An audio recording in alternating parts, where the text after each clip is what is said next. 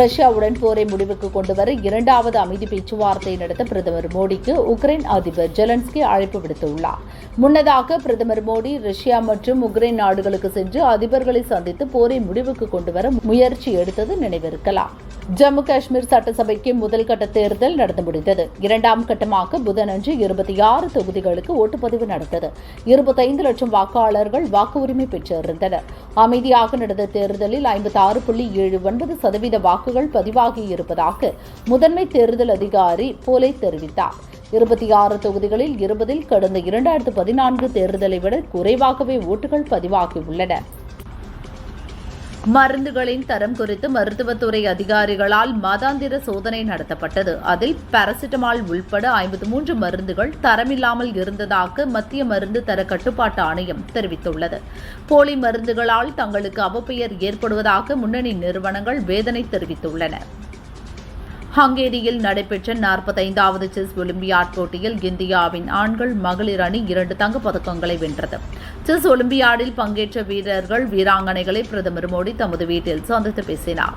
அவர் முன்னிலையில் வீரர்கள் சிறிது நேரம் செஸ் விளையாடினர். ஆர்வத்துடன் கண்டு ரசித்த மோடி அவர்களை பாராட்டினார். பெண் போலீசாரை அவதூறு பேசியதாக கைது செய்யப்பட்ட யூடியூபர் சவுக்கு சங்கர் மீது போலீசார் குண்டாஸ் வழக்கு பதிவு செய்தனர். குண்டர் தடுப்பு சட்ட வழக்குகளை ஆய்வு செய்ய தமிழக அரசு அமைத்துள்ள குழு சவுக்கு சங்கர் மீதான குண்டாஸ் வழக்கை ஏற்கவில்லை. அரசே வழக்கை திரும்பப் பெறுவதாக வக்கீல்கள் தெரிவித்தனர்.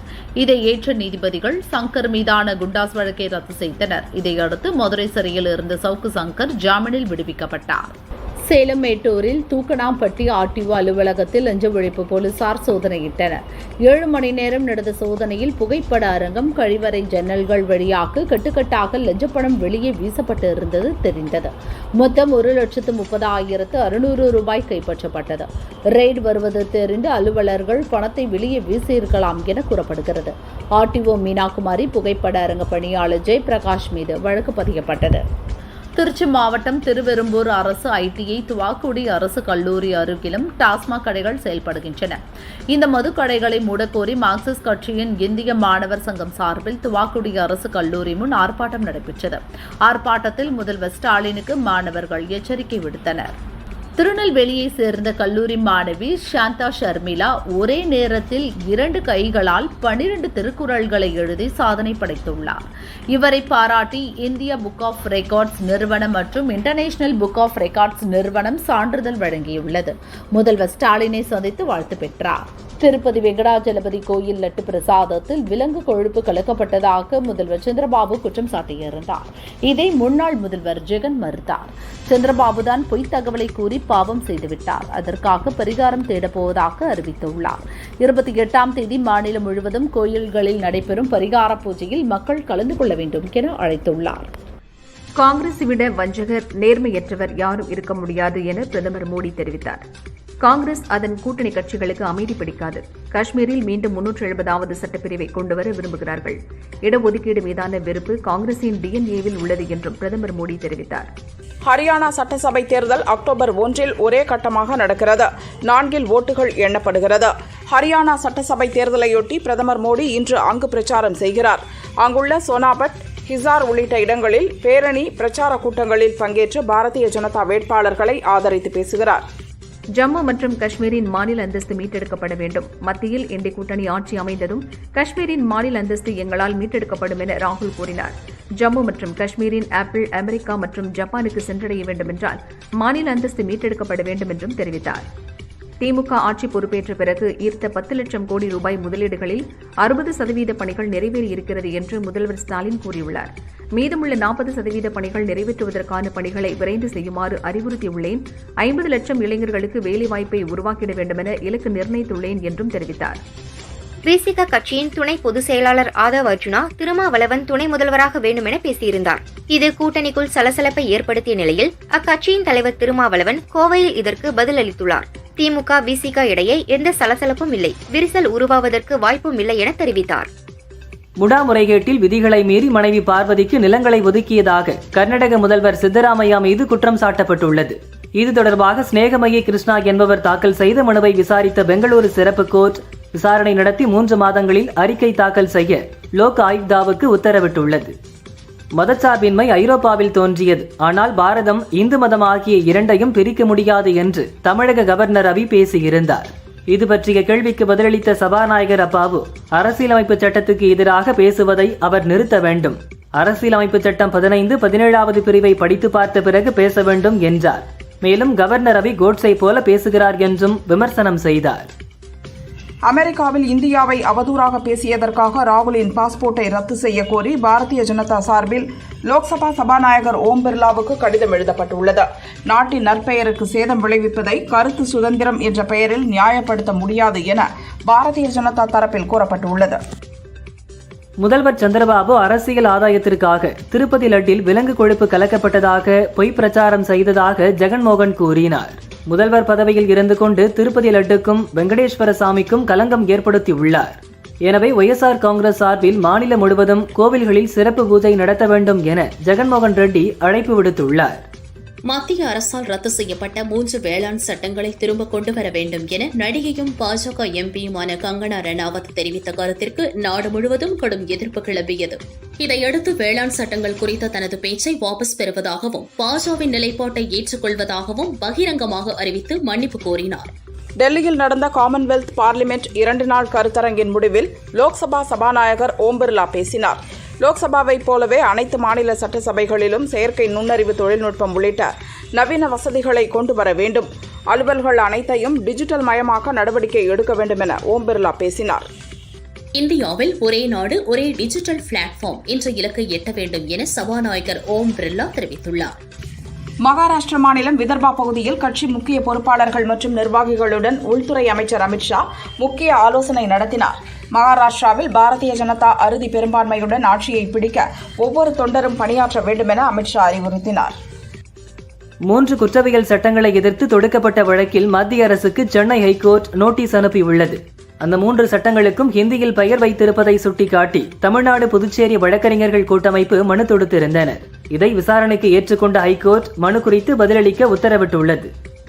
பிரதமர் மோடியை பீஸாக ஆக்குவேன் என பேசிய அமைச்சர் தாமோ அன்பரசனை ஏன் இன்னும் கைது செய்யவில்லை என ராஜா கேட்டார்.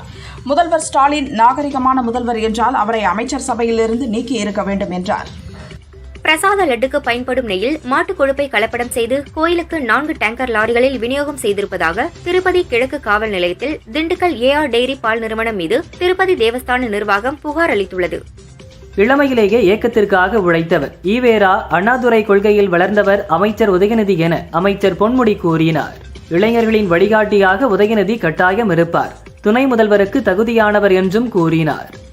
பழனி பஞ்சாமிர்தத்தில் கருத்தடை மாத்திரைகள் சேர்க்கப்படுவதாக இயக்குநர் மோகன்ஜி பேசியது பெரும் சர்ச்சையை ஏற்படுத்தியது.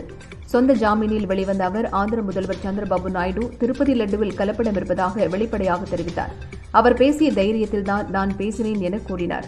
மேலும் ஆந்திர முதல்வரே கலப்படம் பற்றி கூறும்போது தமிழகத்தில் இப்படி நடப்பதாக செவிவழி செய்தி கிடைத்தது, அதனால் தான் நான் பேசினேன், அது தவறாக புரிந்து கொள்ளப்பட்டுள்ளதாகவும் தெரிவித்தார். 525 பொய்யான வாக்குறுதிகளை சொல்லி ஆட்சிக்கு வந்த திமுக 19 அமாவாசைக்கு பின் வீட்டிற்கு செல்லும் என ஆத்தூரில் நடந்த அதிமுக செயல் வீரர்கள் கூட்டத்தில் அதிமுக முன்னாள் அமைச்சர் சிவபதி பேசினார். கரும்பு, நெல் கொள்முதலுக்கு விலை தருவதாக விவசாயிகளை ஏமாற்றினர். நீட் தேர்வு ரத்து செய்வதாக மாணவர்களை ஏமாற்றினர். மேலும் பழைய ஓய்வூதிய திட்டம் அறிவிப்பதாக அரசு ஊழியர்களையும் ஏமாற்றியுள்ளார் எனவும் தெரிவித்தார். நான் ஒலிம்பிக்கிற்கு சென்றேன், எனக்கு நீதி கிடைக்கவில்லை. நான் அரசியலுக்கு விருப்பப்பட்டு வரவில்லை, அவசியம் என்பதால் அரசியல் பாதையை தேர்ந்தெடுத்தேன். 2024 ஒலிம்பிக்கிற்கு பிறகு சூழ்நிலைகள் என்னை தேர்தலில் போட்டியிட முடிவெடுக்க செய்தது என மல்யுத்த வீராங்கனை வினேஷ் போகத் கூறினார். தமிழகத்தில் பள்ளி மாணவர்களுக்கு காலாண்டு விடுமுறை அக்டோபர் 6ஆம் தேதி வரை நீட்டிக்கப்பட்டுள்ளதாக பள்ளிக் கல்வித்துறை அறிவித்துள்ளது. 7ஆம் தேதி பள்ளிகள் திறக்கப்படுகிறது. சென்னை மேயர் பிரியாவின் தபேதார் மாதவி பணியிட மாற்றம் செய்யப்பட்டுள்ள சம்பவம் தொடர்பாக விசாரணையும் விளக்கமும் தேவை என்று பாஜக மூத்த தலைவர் தமிழிசை சவுந்தரராஜன் கூறியுள்ளார். அவர் மாற்றம் செய்யப்பட்டதற்கு காரணம் மேயரின் அதிகாரமா, தபேதாரின் பெண் உரிமையின் அலங்காரமா, தபேதாரின் அலங்காரத்தை பொறுத்துக் கொள்ளாத மேயரின் அகங்காரமா எனவும் கேள்வி எழுப்பியுள்ளார். தமிழக வெற்றிக் கழகத்தின் மாநாடு அக்டோபர் 27ஆம் தேதி நடக்கவுள்ள நிலையில் அது தொடர்பான ஆலோசனைக் கூட்டம் நாளை பனியூரில் உள்ள தலைமை அலுவலகத்தில் நடக்கவுள்ளதாக அக்கட்சி நிர்வாகம் தெரிவித்துள்ளது. ஜம்மு காஷ்மீரில் 3 கட்டங்களாக சட்டசபை தேர்தல் நடத்தப்படுகிறது. மொத்தமுள்ள 90 தொகுதிகளில் 2ஆம் கட்டமாக 26 தொகுதிகளுக்கு இன்று ஓட்டுப்பதிவு நடந்தது.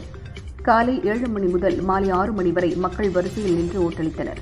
தேர்தலை ஒட்டி ஜம்மு காஷ்மீர் முழுவதும் பாதுகாப்பு பலப்படுத்தப்பட்டுள்ளது. உதயநிதியின் துணை முதல்வர் பதவி குறித்து விசிக துணை பொதுச் செயலாளர் ஆதவ் அர்ஜுனா விமர்சனம் செய்திருந்தார். அவரின் கருத்து திமுகவினரிடையே கொந்தளிப்பை ஏற்படுத்தியது. இந்நிலையில் உட்கட்சி விவகாரங்களை கட்சியில் உள்ள நிர்வாகிகள் பேசி முடிவெடுப்பார்கள். ஆதவ் அர்ஜுனா மீது நடவடிக்கை எடுப்பது பற்றி கலந்தாலோசித்து முடிவெடுக்கப்படும் என அக்கட்சியின் தலைவர் திருமாவளவன் தெரிவித்தார். விழுப்புரம் மாவட்டம் உளுந்தூர்பேட்டை அருகே மேட்டத்தூர் கிராமத்தில் இன்று அதிகாலை டூரிஸ்ட் வேன் ஒன்று சாலையோர மரத்தில் மோதியது. இதில் வேனில் பயணித்த 2 பெண்கள் உட்பட 6 பேர் சம்பவ இடத்திலேயே உடல் நசுங்கி இறந்தனர். 14 பேர் படுகாயமடைந்தனர். அவர்கள் விழுப்புரம் அரசு மருத்துவமனையில் சிகிச்சைக்காக அனுமதிக்கப்பட்டனர். சென்னையிலிருந்து நேற்று இரவு 10 மணிக்கு துபாய் செல்ல இருந்த எமிரேட்ஸ் விமானத்தில் திடீரென புகை வந்ததால் பரபரப்பு ஏற்பட்டது. அளவுக்கு அதிகமாக எரிபொருள் நிரப்பப்பட்டு வெப்ப பாதிப்பால் புகை வந்ததாக அதிகாரிகள் தெரிவித்தனர். தொடர்ந்து எரிபொருளை அகற்றி புகையை கட்டுப்படுத்தும் பணி நடந்தது. அதன்பின் 2.5 மணி நேரம் தாமதமாக 314 பயணிகளுடன் விமானம் புறப்பட்டு சென்றது. என்ஜினில் திடீரென புகை வந்ததால் விமான ஊழியர்களும் பயணிகளும் அச்சமடைந்தனர். பூந்தமல்லி EVP பிலிம் சிட்டியில் பிக் பாஸ் செட்டில் பராமரிப்பு பணியின் போது தவறி விழுந்தவர் காயமடைந்தார். விபத்து குறித்து விசாரிக்கப்படுகிறது. திரிபுராவில் செயல்பட்டு வந்த திரிபுரா தேசிய விடுதலை முன்னணி, திரிபுரா புலிப்படை தீவிரவாத அமைப்புகளுக்கும் மத்திய மாநில அரசுகளுக்கும் இடையே புரிந்துணர்வு ஒப்பந்தம் கையெழுத்தானது. 584 பயங்கரவாதிகள் முதல்வர் மாணிக் சாஹா முன்னிலையில் ஆயுதங்களை ஒப்படைத்து சரணடைந்தனர். நாடு முழுவதும் GST வரி ஏய்ப்பை தடுக்கும் வகையில் மறைமுக வரிக்கான மத்திய வாரிய அதிகாரிகள் சிறப்பு சோதனை நடத்துகின்றனர். இதுவரை நடந்த சோதனையில் 10,700 போலி GST பதிவுகளும் 10,179 கோடி ரூபாய் வரி ஏய்ப்பும் நடந்திருப்பது தெரியவந்துள்ளது. ராமநாதபுரம் அருகே திருவாடானை ஸ்ரீ மலை முத்துமாரியம்மன் ஆலய உற்சவ விழா கடந்த 18ஆம் தேதி காப்பு கட்டுதலுடன் துவங்கியது. இன்று காப்பு கட்டி விரதமிருந்து பக்தர்களால் பால்குடம் வீதி உலா நடந்தது. தொடர்ந்து கோவில் முன்பு பக்தர்கள் 101 பானைகளில் பொங்கல் வைத்து அதனை அம்மனுக்கு படையலிட்டு சிறப்பு வழிபாடு செய்தனர். காரைக்காலில் ஸ்ரீ நித்ய கல்யாணி சமேத ஸ்ரீ நித்தீஸ்வர சுவாமி ஆலய ஸ்ரீ கால பைரவருக்கு புரட்டாசி மாத தேய்பிறை அஷ்டமியை முன்னிட்டு சிறப்பு அபிஷேகம் மற்றும் முத்தங்கி அலங்காரம் நடைபெற்றது. ஏராளமான பக்தர்கள் சுவாமியை தரிசனம் செய்தனர். பழனி முருகன் கோவிலில் அக்டோபர் 3ஆம் தேதி நவராத்திரி விழா துவங்குகிறது. அதேபோல உபகோயிலான பெரியநாயகி அம்மன் கோயிலிலும் நவராத்திரி விழா காப்புக்கட்டு நிகழ்ச்சி நடக்க உள்ளது.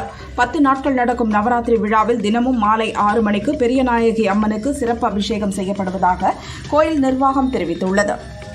தமிழகத்தில் இன்றும் நாளையும் அதிகபட்ச வெப்பநிலையாக ஒரு சில இடங்களில் 2 to 4 செல்சியஸ் இயல்பை விட அதிகமாக இருக்கக்கூடும். அதிக வெப்பநிலை மற்றும் ஈரப்பதம் இருக்கும்போது ஓரிரு இடங்களில் அசௌகரியம் ஏற்படலாம் என வானிலை ஆய்வு மையம் தெரிவித்துள்ளது. மறைந்த பாடகர் SP பாலசுப்ரமணியனின் 4ஆம் ஆண்டு நினைவு தினம் இன்று அனுசரிக்கப்படுகிறது. இந்நிலையில் SPBயின் இல்லம் உள்ள நுங்கம்பாக்கம் காம்தார் நகர் முதல் தெருவுக்கு அவரது பெயர் சூட்டப்படும் என முதல்வர் ஸ்டாலின் அறிவித்துள்ளார். சென்னை மேயர் பிரியாவின் தபேதார் அதிகமாக லிப்ஸ்டிக் போட்டதால் மணலிக்கு இடமாற்றம் செய்யப்பட்டதாக கூறப்பட்டது. இந்நிலையில் பணியில் அலட்சியம், உரிய நேரத்தில் பணிக்கு வராதது, அலுவலக உத்தரவை பின்பற்றாதது ஆகிய காரணங்களினால் அவர் இடமாற்றம் செய்யப்பட்டுள்ளதாக தெரிவிக்கப்பட்டுள்ளது. கஞ்சா வைத்த வழக்கில் சவுக்கு சங்கர் மீது போடப்பட்ட குண்டர் சட்டம் ரத்து செய்யப்பட்டுள்ளதாக சுப்ரீம் கோர்ட்டில் தமிழக அரசு தெரிவித்துள்ளது. நெல்லை மாவட்டத்தைச் சேர்ந்த சாந்தி ஷர்மிளா என்ற கல்லூரி மாணவி ஒரே நேரத்தில் 2 கைகளால் தமிழ் மற்றும் ஆங்கிலத்தில் எழுதி சாதனை படைத்துள்ளார். இவர் இன்று முதல்வர் ஸ்டாலினை சந்தித்து வாழ்த்து பெற்றார். நீலகிரி மாவட்டம் குன்னூர் அருகே நான்சர்ச் எஸ்டேட் பகுதியில் செல்வம் என்பவரின் வீட்டில் திடீரென தீப்பற்றி புகை கிளம்பியது. தகவல் அறிந்து தீயணைப்புத் துறையினர் வருவதற்குள் வீட்டின் அருகே இருந்த கடையின் ஒரு பகுதி முழுமையாக எரிந்தது. தீயணைப்புத் துறையினர் 1 மணி நேரம் போராடி தீயை அணைத்தனர். வீட்டில் இருந்த சிலிண்டர்களை பாதுகாப்புடன் மீட்டனர். தமிழக கேரள எல்லைகளான கோபாலபுரம், கோவிந்தாபுரம் உள்ளிட்ட பகுதிகளில் பொள்ளாச்சி RDO அதிகாரிகள் சோதனையில் ஈடுபட்டனர். உரிய ஆவணங்களின்றி கேரளாவிற்கு அதிக பாரம் ஏற்றிச் சென்ற 4 டிப்பர் லாரிகளை அதிகாரிகள் பறிமுதல் செய்தனர். 3,25,000 ரூபாய் அபராதம் விதித்தனர். அண்டை மாநிலங்களுக்கு சட்டவிரோதமாக கனிம வளங்கள் கடத்தினால் கடும் நடவடிக்கை எடுக்கப்படும் என எச்சரித்தனர். பொன்னேரி சுற்றுவட்டார பகுதிகளில் சம்பா பயிர் நடுவதற்காக உழவு பணிகள் தயார் நிலையில் வைக்கப்பட்டுள்ளது. நாற்று நடுவதற்கு வேலையாட்கள் கிடைக்காததால் விவசாயிகள் கவலையடைந்துள்ளனர். வேலூரில் கலெக்டர் அலுவலகம் எதிரில் மத்திய மாநில அரசுகள் ஜாதிவாரி கணக்கெடுப்பு நடத்த கோரி பிற்படுத்தப்பட்ட மற்றும் மிகவும் பிற்படுத்தப்பட்ட சமுதாய கூட்டமைப்பினர் ஆர்ப்பாட்டத்தில் ஈடுபட்டனர். பாரிஸில் நடைபெற்ற பாரா ஒலிம்பிக் போட்டிகளில் பதக்கங்கள் வென்ற தமிழகத்தைச் சேர்ந்த விளையாட்டு வீரர் மற்றும் வீராங்கனைகளுக்கு ஊக்கத்தொகையாக 5 கோடி ரூபாய்க்கான காசோலைகளை முதல்வர் ஸ்டாலின் வழங்கினார். பூந்தமல்லி நகராட்சியில் குடியிருப்பு பகுதியில் வளர்க்கப்படும் கால்நடைகளால் பொதுமக்கள் பெரும் சிரமமடைந்துள்ளனர். சாலையில் விளையாடும் குழந்தைகளும் பீதியடைந்துள்ளதாக ஆர்வலர்கள் தெரிவித்தனர். OTT தளத்தில் சினிமா, வெப்சீரியல்கள், தொடர்கள் போன்றவற்றை ஒழுங்குபடுத்தி தணிக்கை செய்து வெளியிட உத்தரவிடக் கோரி உயர்நீதிமன்ற கிளையில் மனு தாக்கல் செய்யப்பட்டுள்ளது. சேலம் மாவட்டம் ஆத்தூர் அரசு ஆண்கள் மேல்நிலைப் பள்ளியில் அதிமுக MLA ஜெய்சங்கரன் திடீரென ஆய்வு செய்தார்.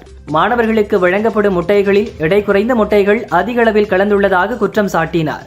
அரசின் விதிப்படி ஒரு முட்டையின் எடை 46 முதல் 52 கிராம் வரை இருக்க வேண்டும். ஆனால் 38 கிராம் எடையுள்ள முட்டைகளும் ஊட்டச்சத்து பற்றாக்குறை உள்ள புல்லட் முட்டைகளும் கலந்து மாணவர்களுக்கு வழங்கப்படுவதாகவும் தெரிவித்தார். கொடைக்கானலில் ஹைகோர்ட் உத்தரவுப்படி ஏரி சாலை முதல் வெள்ளி நீர்வீழ்ச்சி வரையில் உள்ள சாலையோரம் மற்றும் நீர்நிலை ஆக்கிரமிப்புகளை முதற்கட்டமாக அகற்றும் பணி பலத்த போலீஸ் பாதுகாப்புடன் இன்று துவங்கியது. சில இடங்களில் ஆக்கிரமிப்பு செய்தவர்கள் எதிர்ப்பு தெரிவித்து போலீசாரிடம் வாக்குவாதம் செய்தனர். கோவை மாவட்டம் வால்பாறை மருத்துவமனையில் நடந்த நிகழ்ச்சியில் MLA அமுல் கந்தசாமி மருத்துவர்களிடம் வாஷிங் மெஷின் வழங்கியதுடன் மருத்துவமனை கட்டமைப்பு குறித்து ஆய்வு செய்தார். வால்பாறையில் வன விலங்குகள் நடமாட்டத்தை கட்டுப்படுத்த தமிழக அரசு தவறிவிட்டதாக தெரிவித்தார். டாஸ்மாகில் மது பாட்டில்களுக்கு ரூபாய் 10 முதல் 50 வரை கூடுதல் பணம் வசூலிக்கப்படுவதாக குற்றச்சாட்டு கூறப்படுகிறது. இதற்கு தீர்வு காணும் விதமாக QR கோடு ஸ்கேன் செய்து ஆன்லைனில் பணம் செலுத்தி பில்லை அளிக்க டாஸ்மாக் நடவடிக்கை எடுத்து வருகிறது. அதன்படி ராணிப்பேட்டை, ராமநாதபுரம் ஆகிய மாவட்டங்களில் 14 கடைகளில் இத்திட்டம் சோதிக்கப்பட்டு வருவதாகவும் விரைவில் அனைத்து டாஸ்மாகிலும் இது செயல்படுத்தப்படும் என அதிகாரிகள் தெரிவித்தனர். ஆந்திராவில் இருந்து கடத்தி வரப்பட்டு தேனி மாவட்டம் முழுவதும் மாணவர்களுக்கு கஞ்சா சப்ளை செய்த நபருக்கு போலீசார் வலைவீசி உள்ளனர். வருசநாடு பகுதியில் கஞ்சா விற்ற 4 பேரை கைது செய்த போலீசார் 3 கிலோ கஞ்சாவை பறிமுதல் செய்தனர். கரூர் மாவட்டம் மகாதானபுரம் பஸ் ஸ்டாண்ட் அருகே தனியார் பஸ்களுக்கு இடையே ஆட்களை ஏற்றுவது குறித்த போட்டி நிலவியது. பஸ் ஸ்டாப்பில் ஆட்களை ஏற்றிக் கொண்டிருந்த பஸ்ஸை முந்தி சென்ற மற்றொரு பஸ் எதிர்பாராத விதமாக மோதியது. பஸ்ஸிற்குள் இருந்த 10க்கும் மேற்பட்ட பயணிகள் சிறு காயங்களுடன் உயிர் தப்பினர். தீபாவளி பண்டிகை சிறப்பு விற்பனையினை திண்டுக்கல் கோஆப்டெக்ஸ் விற்பனை நிலையத்தில் கலெக்டர் பூங்கொடி குத்துவிளக்கேற்றி முதல் விற்பனையை துவக்கி வைத்தார். இந்த ஆண்டு விற்பனை இலக்காக 117 லட்சம் நிர்ணயிக்கப்பட்டுள்ளது. தஞ்சாவூரில் கோஆப்டெக்ஸ் நிறுவனம் சார்பில் தீபாவளி பண்டிகை விற்பனையை கலெக்டர் பிரியங்கா பங்கஜம் குத்துவிளக்கேற்றி முதல் விற்பனையை தொடங்கி வைத்தார். அங்கிருந்த சேலம், ஆரணி, காஞ்சிபுரம், திருபுவனம் பட்டு புடவைகள் மற்றும் கோவை கோரா காட்டன் சேலைகள், கூரைநாடு புடவை ஆகியவற்றை ஆர்வத்துடன் ரசித்து பார்த்தார். வேலூர் மாவட்டத்தை பசுமையாக்கும் திட்டத்தின் கீழ் சுமார் 10 மலைகளில் சுமார் 6 லட்சத்துக்கும் மேலான விதைப்பந்துகளை வீசுவதற்காக திட்டமிடப்பட்டுள்ளது. இதன் ஒரு பகுதியாக குடியாத்தம் அருகே 1200 ஏக்கர் பரப்பளவு கொண்ட சமூக காப்பு மலை மீது சுமார் 20,000 விதைப்பந்துகளை கலெக்டர் சுப்பலட்சுமி மாணவர்கள் உதவியுடன் வீசினார். ராணிப்பேட்டை மாவட்டம் சோளிங்கரில் காங்கிரஸ் மாநில SC/ST பிரிவு சார்பில் ராகுலை அவதூறாக பேசிய பாஜக மூத்த தலைவர் H. ராஜா மீது நடவடிக்கை எடுக்க கோரி சோளிங்கர் காவல் நிலையத்தில் புகார் அளிக்கப்பட்டது. திருச்சி சத்திரம் பேருந்து நிலையத்தில் பயணிகளின் பயன்பாட்டுக்காக வட்ட பேருந்து சேவையை பள்ளி கல்வித்துறை அமைச்சர் மகேஷ் துவக்கி வைத்தார். இந்த பேருந்து சேவை நாள் ஒன்றுக்கு 17 முறை இயக்கப்படுகிறது. தூத்துக்குடியில் சந்தனராஜ் என்பவர் சாலை விபத்தில் படுகாயமடைந்து அரசு மருத்துவக் கல்லூரி மருத்துவமனையில் மூளை சாவு அடைந்தார். சந்தனராஜ் என்பவரது உடல் உறுப்புகளான கண் மற்றும் தோல் ஆகியவை தானம் செய்யப்பட்டதை தொடர்ந்து அரசு மருத்துவக் கல்லூரி மருத்துவமனையில் சந்தனராஜ் உடலுக்கு அமைச்சர் கீதா ஜீவன், கலெக்டர் இளம் பகவத் மலர் தூவி மரியாதை செய்தனர். கும்பகோணம் அருகே திருநாகேஸ்வரத்தில் மக்கள் குடியிருப்பு பகுதியில் உள்ள பழைய இரும்பு கடையில் திடீர் தீ விபத்து ஏற்பட்டது. இதனால் அப்பகுதி முழுவதும் புகை மூட்டமாக காணப்பட்டது. தீயணைப்பு வீரர்கள் 10க்கும் மேற்பட்டோர் விரைந்து சுமார் 1 மணி நேரமாக போராடி தீயை கட்டுக்குள் கொண்டு வந்தனர். திருவாரூர் அரசு மருத்துவமனையில் காய்ச்சல் காரணமாக 26 பேர் சிகிச்சை பெற்று வரும் நிலையில் குழந்தை உட்பட 2 டெங்கு காய்ச்சல் உறுதி செய்யப்பட்டுள்ளது. டெங்கு கொசு உற்பத்தியாகும் காரணிகளை கண்டறிந்து உடனடியாக நடவடிக்கை எடுக்க வேண்டும் என பொதுமக்கள், சமூக ஆர்வலர்கள் வேண்டுகோள் விடுத்துள்ளனர். கனியாமூர் பள்ளி மாணவி மரண வழக்கில் மாணவியின் தாய்மாமன் செந்தில் முருகன் என்பவரை கனியாமூர் சிறப்பு புலனாய்வு போலீசார் சென்னையில் வைத்து கைது செய்துள்ளனர். பலமுறை சம்மன் அனுப்பியும் நேரில் ஆஜராகாததால் கைது செய்து செந்தில் முருகனை விசாரணைக்காக கள்ளக்குறிச்சி சிறப்பு புலனாய்வு பிரிவு போலீசார் அழைத்து வருகின்றனர். கடலூர் மாவட்டம் சோழதரம் அருகே குடிக்காடு கிராமத்தில் குடிநீர் பைப்லைனுக்காக தோண்டிய பள்ளத்தில் பள்ளி வாகனம் சிக்கியது. பேருந்து உள்ளே இருந்த பள்ளி மாணவர்கள் பத்திரமாக இறக்கிவிடப்பட்டு நீண்ட போராட்டத்திற்கு பிறகு தனியார் பள்ளி வாகனம் டிராக்டர் மூலம் கட்டி இழுக்கப்பட்டது. வேலூர் மாவட்டத்தில் தொரப்பாடி, சத்துவாச்சாரி, குடியாத்தம், பேர்ணாம்பட்டு ஆகிய பகுதிகளில் 5 லட்சம் விதைப்பந்துகள் தூவும் பணியை கலெக்டர் சுப்பலட்சுமி துவங்கி வைத்தார். கல்லூரி மாணவர்கள், தொண்டு நிறுவனங்கள் மூலம் இந்த விதைப்பந்துகள் குடியாத்தம், பேர்ணாம்பட்டு உள்ளிட்ட மலைப்பகுதிகளில் தூவப்பட உள்ளது. தஞ்சாவூர் மாநகராட்சி டபீர்குளம் ரோடு 11வது வார்டு பகுதியில் மாநகராட்சி மேயர் ராமநாதன் திடீர் ஆய்வு மேற்கொண்டார். அப்போது உதவி பொறியாளர் ஆனந்தி மேயர் சொல்வதை குறிப்பெடுக்காமல் செல்போனில் பேசியபடி இருந்துள்ளார். இதனால் ஆத்திரமடைந்த மேயர் செல்போனை பிடுங்கி ஆஃப் செய்து அவரது பாக்கெட்டிற்குள் வைத்தார். வங்கதேசத்தைச் சேர்ந்த 6 இளைஞர்கள் இந்தியர்கள் என போலி ஆவணங்களை தயாரித்து திருப்பூர் கூலிப்பாளையத்தில் உள்ள தனியார் பின்னலாடை நிறுவனத்தில் பணிபுரிந்தனர். திருப்பூர் பழைய பஸ் ஸ்டாண்டில் சுற்றித் திரிந்த 6 பேரும் போலீசாரை கண்டு பயந்து ஓடினர். இவர்களை பிடித்து விசாரித்ததில் பாஸ்போர்ட் மற்றும் விசா இன்றி வேலை தேடி வங்கதேசத்திலிருந்து வந்ததாக தெரியவந்தது. போலீசார் 6 பேரையும் கைது செய்து சென்னை புழல் சிறையில் அடைத்தனர். கோவையில் உலக மருந்தாளர் தினத்தை முன்னிட்டு விழிப்புணர்வு ஊர்வலம் நடந்தது. கலெக்டர் கிராந்திகுமார் ஊர்வலத்தை துவக்கி வைத்தார். 500க்கும் மேற்பட்ட கல்லூரி மாணவர்கள் விழிப்புணர்வு ஏற்படுத்தும் வகையில் மருந்து பாதுகாப்பு மற்றும் பயன்பாடு குறித்த பதாகைகளை ஏந்தி ஊர்வலமாக சென்றனர். கோவை மருதம் கோஆப்டெக்ஸ் விற்பனை நிலையத்தில் தீபாவளி சிறப்பு தள்ளுபடி விற்பனையை கோவை கலெக்டர் கிராந்திகுமார் குத்துவிளக்கேற்றி துவக்கி வைத்தார். தீபாவளி 2024 சிறப்பு விற்பனைக்காக கைத்தறி ரகங்கள் 30% சிறப்பு தள்ளுபடி வழங்கப்படுவதாக கோஆப்டெக்ஸ் நிறுவனம் தெரிவித்துள்ளது. சென்னை கீழ்கட்டளை பகுதியில் செயல்பட்டு வரும் ஹோலி ஃபேமிலி கான்வென்ட் தனியார் பள்ளியில் 2ஆம் பருவ கட்டணம் திடீரென உயர்த்தப்பட்டது. இதனால் ஆத்திரமடைந்த பெற்றோர் பள்ளியை முற்றுகையிட்டு கோஷம் எழுப்பி சாலை மறியல் செய்தனர். இதையடுத்து செங்கல்பட்டு தனியார் பள்ளி மாவட்ட இயக்குநர் அங்கையர் கண்ணி இன்று பள்ளியில் நேரடி ஆய்வு மேற்கொண்டு கல்வியாண்டு நடுவில் தனியார் பள்ளிகள் கட்டணத்தை உயர்த்தக்கூடாது என்று உத்தரவிட்டார். கரூர் மாவட்டம் சேலம் பைபாஸ் சாலை திருக்காம்புலியூர் மேம்பாலத்தில் ஓடிக்கொண்டிருந்த ஓலா பேட்டரி ஸ்கூட்டியில் திடீரென தீப்பற்றி புகை கிளம்பியது. ஸ்கூட்டியை ஓட்டிச் சென்ற தினேஷ் என்பவர் சாலையோரம் ஸ்கூட்டியை நிறுத்திவிட்டு இறங்கி ஓடினார். தகவல் அறிந்து தீயணைப்புத் துறையினர் வருவதற்குள் ஸ்கூட்டி முற்றிலும் எரிந்து சேதமானது. கரூர் மாநகர போலீசார் விசாரணை நடத்தி வருகின்றனர். மேற்கு திசை காற்றின் வேக மாறுபாடு காரணமாக தமிழகத்தின் ஒரு சில இடங்களில் அடுத்த 5 நாட்களுக்கு இடி மின்னலுடன் மிதமான மழை பெய்யும் என சென்னை வானிலை மையம் தெரிவித்துள்ளது. தெலங்கானா மாநிலம் கம்மத்திலிருந்து வாரங்கல் நோக்கி சென்ற மீன் லோட் மினி லாரி மரிபெடாவில் அருகே சாலையில் கவிழ்ந்தது. மீன்கள் அனைத்தும் சாலையில் சிதறி விழுந்தன. இதனை பார்த்த பொதுமக்கள் மீன்களை போட்டி போட்டு அள்ளிச் சென்றனர். போலீசார் விரைந்து வந்து கூட்டத்தை கட்டுப்படுத்தினர். காயமடைந்தவரை மருத்துவமனைக்கு அனுப்பி வைத்தனர். ஆப்பிள் ஐபோன் மற்றும் கூகுள் பிக்சல் போன்களுக்கான டிஸ்பிளே அசம்பிளி ஆலையை 8300 கோடி ரூபாயில் ஃபாக்ஸ்கான் நிறுவனம் சென்னை ஒரகடத்தில் அமைக்கிறது. ஒரகடத்தில் ஏற்கனவே உள்ள ஃபாக்ஸ்கான் ஆலைக்கு அருகிலேயே 5 லட்சம் சதுர அடி பரப்பளவில் புதிய ஆலைக்கான நிலத்தை தேர்வு செய்துள்ளதாக தகவல் வெளியாகியுள்ளது. சென்னையில் தங்கம் விலை இன்று மீண்டும் உயர்ந்துள்ளது. ஆபரண தங்கத்தின் விலை சவரனுக்கு 480 ரூபாய் உயர்ந்து 56,480 ரூபாய்க்கும், சவரனுக்கு 60 ரூபாய் உயர்ந்து 7,060 ரூபாய்க்கும் விற்பனையாகிறது. வெள்ளி கிராமுக்கு 3 ரூபாய் உயர்ந்து 101 ரூபாய்க்கு விற்பனை செய்யப்படுகிறது. சிவகங்கை மாவட்டம் இளையான்குடியில் செப்டிக் டேங்க் பணிக்கு குழி தோண்டிய போது விஷவாயு தாக்கி பாஸ்கரன் மற்றும் ராமையா என 2 தொழிலாளர்கள் இறந்தனர். அவர்களின் குடும்பத்திற்கு தலா 5 லட்சம் நிதியுதவி வழங்கி தமிழக முதல்வர் ஸ்டாலின் உத்தரவிட்டுள்ளார்.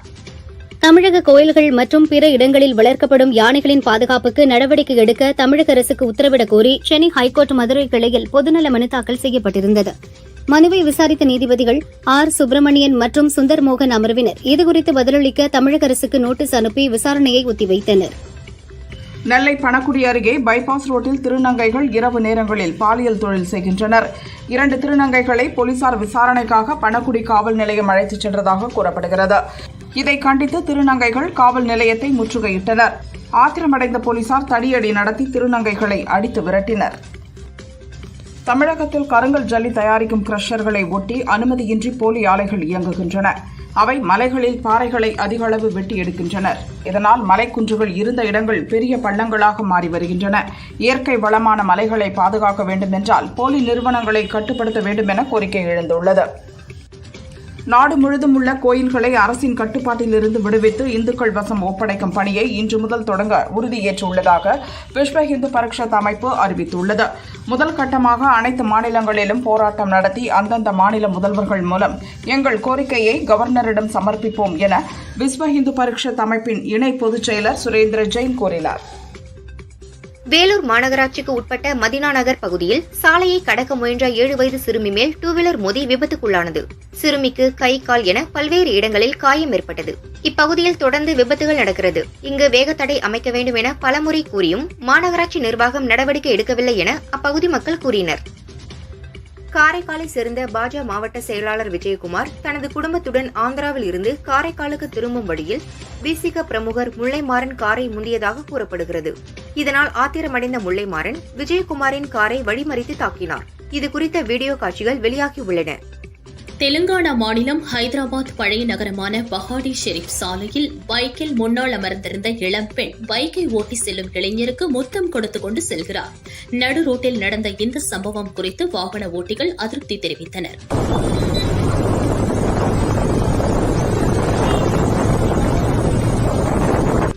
திருப்பத்தூர் மாவட்டம் அரப்பாண்டகுப்பம் கிராமத்தைச் சேர்ந்த வேலு என்பவரின் மகள் ரூபிகா சேலையில் ஊஞ்சல் கட்டி ஆடிய போது சேலையில் கழுத்து இறுக்கி இறந்தார். அம்பலூர் போலீசார் சம்பவ இடத்திற்கு விரைந்து சென்று சடலத்தை மீட்டு பிரேத பரிசோதனைக்காக அனுப்பி வைத்தனர். வழக்கு பதிந்து விசாரிக்கின்றனர். புதுக்கோட்டை மாவட்டம் நமனசமுத்திரம் பகுதியில் சாலையோரம் நின்றிருந்த காரில் இருந்து ஒரே குடும்பத்தைச் சேர்ந்த 5 சடலங்கள் மீட்கப்பட்டுள்ளது.